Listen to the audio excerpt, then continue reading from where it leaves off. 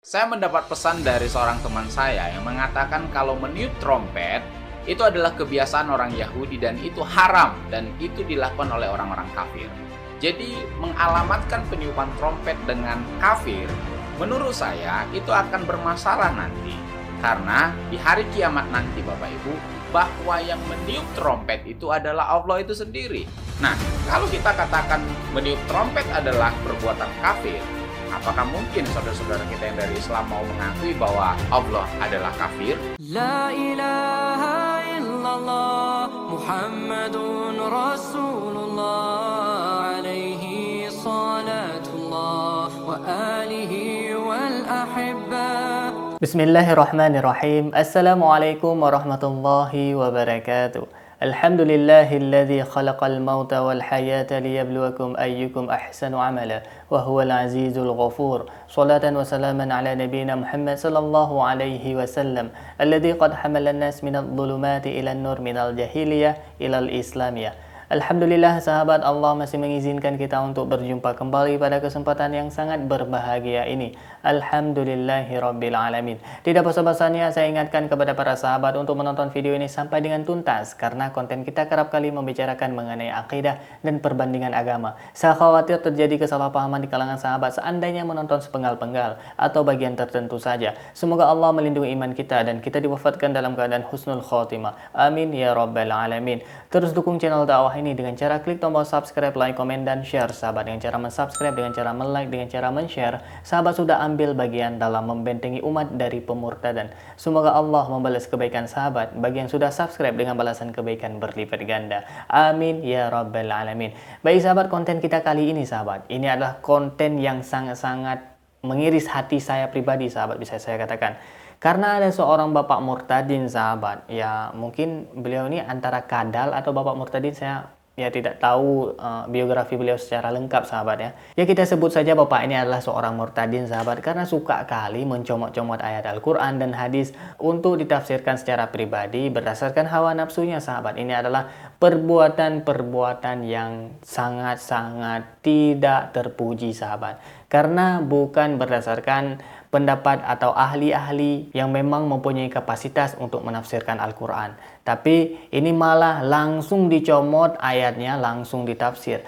Nah, kenapa ini menjadi konten yang sangat mengiris hati saya pada saat saya melakukan ya riset sahabat. Jadi, si Bapak Murtadin ini mengatakan bahwasanya orang yang meniup trompet itu hukumnya haram karena trompet itu biasa dilakukan dalam ritual agama Yahudi. Artinya orang-orang kafir yang meniup trompet, dan kita selaku umat Islam tidak boleh meniup trompet karena itu haram. Man tasyabbaha biqaumin fahuwa minhu. Jadi barang siapa yang menyerupai suatu golongan maka dia adalah termasuk dalam golongannya, artinya kita haram. Nah, berdasarkan ini sahabat, si Bapak Murtadin ini mengambil kesimpulan setelah membaca sepotong ayat Al-Quran. Dia mengambil kesimpulan pada hari kiamat Allah akan meniup sangkakala, dan sangkakala itu adalah trompet. Apakah Allah itu kafir? Na'udzubillah sahabat, summa na'udzubillah. Ini adalah cukup fatal dan ini sangat perlu kita garis bawahi dan kita klarifikasi supaya tidak terjadi kesalahpahaman di kalangan masyarakat. Baik sahabat, langsung saja kita melihat cuplikan videonya supaya kita dapat mengomentari dan mengklarifikasi dengan sangat-sangat detail dan jelas. Baik sahabat, ini dia cuplikan videonya. Saya mendapat pesan dari seorang teman saya yang mengatakan kalau meniup trompet itu adalah kebiasaan orang Yahudi dan itu haram dan itu dilakukan oleh orang-orang kafir. Jadi mengalamatkan peniupan trompet dengan kafir, menurut saya itu akan bermasalah nanti. Karena di hari kiamat nanti Bapak Ibu, bahwa yang meniup trompet itu adalah Allah itu sendiri. Nah, kalau kita katakan meniup trompet adalah perbuatan kafir, apakah mungkin saudara-saudara kita yang dari Islam mau mengakui bahwa Tuhan mereka adalah kafir? Ada banyak informasi di dalam Quran dan hadis tentang peniupan trompet Bapak Ibu. Literatur pertama yang menunjukkan peniupan trompet di dalam Quran kita bisa lihat di dalam Quran surah 6 Al-An'am ayat 73. Dan dialah yang menciptakan langit dan bumi dengan benar. Dan benarlah perkataannya di waktu dia mengatakan jadilah, lalu terjadilah. Dan di tangannya lah segala kekuasaan di waktu sangkakala ditiup. Dia mengetahui yang gaib dan yang nampak, dan dialah yang maha bijak lagi maha mengetahui. Sangkakala ditiup, saya garis bawahi Bapak Ibu. Nah, selain dalam Quran surah 6 Al-An'am ayat 73, masih ada literatur lain, Quran surah yang lain Bapak Ibu. Setidaknya totalnya yang saya temukan adalah 11 ayat yang menunjukkan ada kata sangkakala yang akan ditiup pada hari kiamat nanti.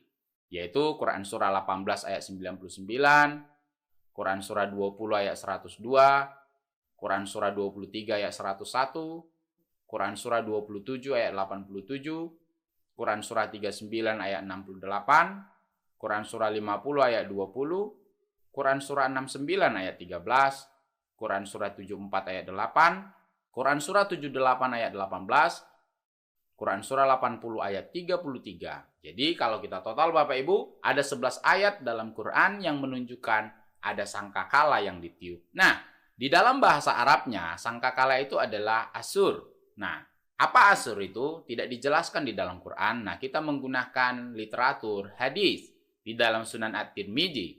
Hadis nomor 3167 dijelaskan, telah menceritakan kepada kami Ahmad bin Mani, telah menceritakan kepada kami Ismail bin Ibrahim, telah mengabarkan kepada kami Sulaiman At-Taimi dari Aslam Al-Ijli, dari Bishr bin Syugaf, Abdullah bin Amru radhiyallahu anhum, ia berkata, seorang badui berkata, "Wahai Rasulullah, apakah maksud istilah asur itu?" Beliau menjawab, "Tanduk yang ditiup." Abu Isa berkata, hadis ini hasan, kami hanya mengetahuinya dari hadis Sulaiman At-Taimi. Nah, perhatikan Bapak Ibu, bahwa menurut ijma para ulama, Sunan At-Tirmidzi hadis nomor 3167 ini adalah sahih. Nah, literatur lain di dalam Sunan At-Tirmidzi 2354, dan itu adalah hadis yang sahih. Telah menceritakan kepada kami Suwaid bin Nasar, telah mengabarkan kepada kami Abdullah bin Al-Mubarak, telah mengabarkan kepada kami Sulaiman At-Taimi dari Aslam Al-Ijli, dari Bishr bin Syugab, dari Abdullah bin Amru bin Al-As, berkata, seorang badui mendatangi Nabi, ia berkata, "Apa itu sangkakala?" Beliau menjawab, "Tanduk yang ditiup." Berkata Abu Isa, hadis ini hasan, dan beberapa perawi meriwayatkan dari Sulaiman At-Taimi, kami hanya mengetahuinya dari hadis Sulaiman. Nah, di dalam Sunan Abu Daud, telah menceritakan kepada kami Mustadad, berkata, telah menceritakan kepada kami Mutaimir, ia berkata, aku mendengar bapakku berkata, telah menceritakan kepada kami Aslam dari Bishr bin Syagaf, dari Abdullah bin Amru, dari Nabi beliau bersabda, asur adalah sangkakala yang ditiup. Jadi Bapak Ibu, Quran tadi menjelaskan sangkakala adalah asur, namun apa asur itu? Nah, dijelaskan di dalam hadis, di dalam Tirmidzi dan Sunan Abu Daud, keduanya adalah hadis yang sahih, dikatakan asur adalah tanduk yang ditiup. Nah, selanjutnya, siapa yang meniup sangkakala atau asur itu nanti pada hari kiamat Bapak Ibu? Saya dibantu oleh tafsir At-Tabari Bapak Ibu.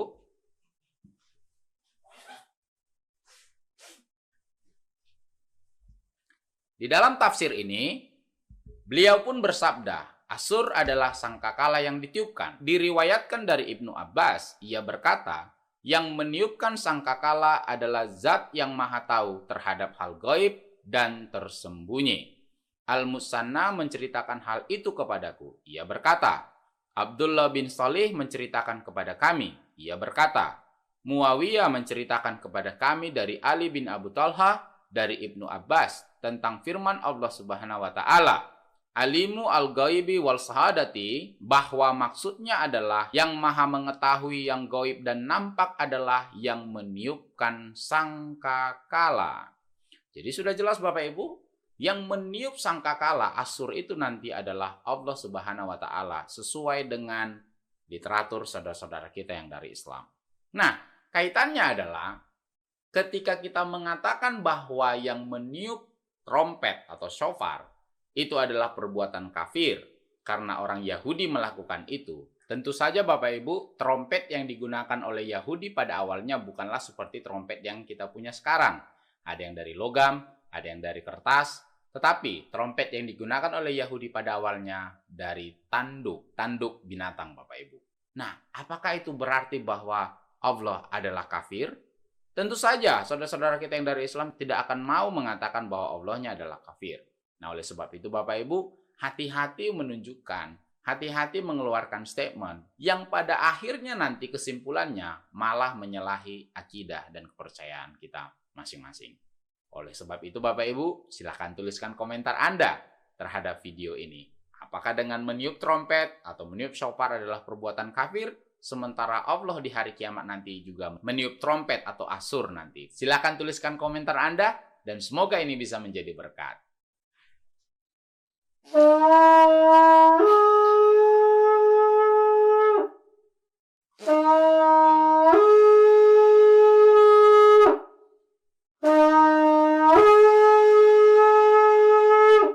Baik sahabat, kita sudah mendengarkan sahabat penjelasan atau ya argumen dari si Bapak Murtadin ini sahabat yang sangat-sangat keliru sahabat. Kenapa saya bilang keliru? Karena si Bapak Murtadin ini dia langsung menelan mentah-mentah makna secara harfiah, makna yang memang tertulis dan memang langsung dipahami oleh pikirannya dan otaknya sendiri sahabat, tanpa mempertimbangkan atau bertanya kepada ahlinya. Padahal kan ada ahli hadis, ada ahli tafsir, ada ahli Al-Quran, ada ahli bahasa. Nah, ini tidak dilakukan sahabat sebagai riset untuk mengeluarkan suatu statement atau pendapat. Yang pertama sahabat, poin yang sangat penting yang saya catat sahabat, yaitu asur atau sangkakala itu dia mengatakan tanduk hewan atau tanduk sapi, tanduk kerbau dan sebagainya. Intinya tanduk sahabat. Padahal sahabat, makna dari hadis tersebut bukan berarti secara harfiah sangkakala itu memang tanduk, memang pure tanduk. Itu hanya perumpamaan. Sangkakala itu ukurannya cukup besar. Sekali ditiup, dunia hancur dan manusia langsung meninggal. Tiupan yang kedua, karena ada 2 kali tiupan. Tiupan kedua manusia bangkit kembali, sahabat. Terkejut bangkit kembali. Nah, jadi kalau misalkan tanduk binatang yang ditiup, mau 1000 tanduk pun ditiup, tidak akan hancur dunia ini. Mau 1.000.000 tanduk pun yang ditiup di seluruh dunia, tidak akan hancur dunia ini. Tapi, maksud dari hadis tersebut adalah, sangkakala ini bentuknya memang seperti tanduk, tapi bukan tanduk. Karena dia ukurannya sangat besar. Di dalamnya, menurut riwayat, memang sudah tercakup alam semesta. Begitu ditiup, hancur semua alam semesta, sahabat. Nah, ini sangat luar biasa. Jadi karena tidak ada perumpamaan lain yang mendekati perumpamaannya sangkakala adalah tanduk, maka Nabi mengatakan sangkakala itu adalah tanduk. Sampai di sini dapat dipahami ya sahabat. Kemudian poin yang kedua sahabat, ketika si Bapak Murtadin ini mengatakan bahwasanya yang meniup sangkakala itu adalah Allah sendiri. Na'udzubillah, ini adalah kesalahan yang sangat fatal. Karena yang meniup sangkakala itu adalah malaikat Israfil sahabat. Nah, malaikat Israfil ini yang bertugas meniupkan sangkakala. Ini kan yang menjadi permasalahan, kesalahpahaman dari si Bapak Murtadin ini ketika Bapak Murtadin ini menafsirkan surah Al-An'am ayat 73 sahabat. Ini langsung saya bacakan dan saya akan mengambil referensi tafsir-tafsir yang lain supaya kita dapat membandingkan. Nanti akan saya simpulkan di akhir video sahabat. Baik, ini langsung saja kita melihat dulu surah Al-An'am sahabat. Baik, a'udzu billahi minasyaitonir rajim. Bismillahirrahmanirrahim. Wa huwal ladzi khalaqas samawati wal arda bil haqqi wa yawma yaqulu kun fayakun. Qawluhul haqqu wa lahul mulku yawma yunfakhu fis suri alimul ghaibi wasyahadati wa huwal hakimul khabir.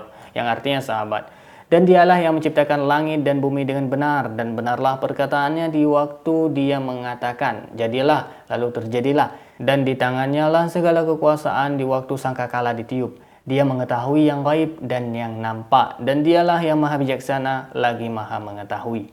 Ini merupakan dalilnya yang ditafsirkan oleh si Bapak Murtadin ini sahabat. Kemudian kita akan langsung melihat tafsirnya sahabat. Ini turut juga saya lampirkan. Yang pertama kita melihat dari tafsir Jalalain. Coba ini langsung kita lihat bersama. Dan dialah yang menciptakan langit dan bumi dengan benar, dengan segala hak. Dan ingatlah di waktu dia mengatakan kepada sesuatu, jadilah. Lalu terjadilah pada hari kiamat. Allah mengatakan kepada makhluk semua, bangkitlah kamu. Lalu bangkitlah mereka, yakni perkataannya yang benar. Benar terjadi dan sudah pasti. Dan di tangannya lah segala kuasaan di waktu sangkakala ditiup pada masa malaikat Israfil meniup. Nah, ini perlu kita garis bawahi, pada masa malaikat Israfil meniup. Artinya malaikat Israfil yang meniup sangkakala. Baik, kita beralih kepada tafsir yang lain sahabat, supaya kita tidak langsung memberikan kesimpulan pada satu tafsir. Nah, ini tafsir mukhtasar sahabat, yaitu dari Riyadh. Dialah subhanahu wa ta'ala, zat yang menciptakan langit dan bumi dengan sebenar-benarnya, yaitu tatkala Allah berfirman kepada sesuatu, jadilah, maka jadilah. Dan ketika dia berfirman pada hari kiamat, bangkitlah kalian, maka bangkitlah mereka, yaitu firman-Nya yang benar, yang pasti akan terjadi tanpa terkecuali. Dan dialah subhanahu wa ta'ala satu-satunya pemilik kerjaan di hari kiamat, tatkala malaikat Israfil meniup sangkakala. Nah, ini lagi-lagi kita menemukan bahwasanya yang meniup adalah malaikat Israfil sahabat. Kita beralih kepada tafsir berikutnya sahabat, supaya kita tidak mengambil kesimpulan hanya pada dua tafsir, yaitu tafsir Muyassar. Ini adalah tafsir yang dikeluarkan oleh Kementerian Agama Saudi Arabia sahabat. Dan Allah dialah zat yang menciptakan langit dan bumi dengan tujuan yang hak. Dan ingatlah wahai Rasul pada hari kiamat ketika dia akan berfirman jadilah, maka jadilah apa yang diperintahkannya secepat kedipan mata atau bahkan lebih cepat. Firman-Nya merupakan kebenaran yang sempurna dan miliknya semata kekuasaan pada hari ketika malaikat meniup sangkakala pada tiupan yang kedua. Ini perlu kita garis bawahi, pada hari ketika malaikat meniup sangkakala sahabat. Nah, lagi-lagi berdasarkan tafsir yang ketiga sahabat, kita dapat simpulkan bahwasanya yang meniup sangkakala ini merupakan malaikat, tugasnya malaikat. Nah, kenapa indikasi ini tidak menjadikan Allah yang meniup sangkakala?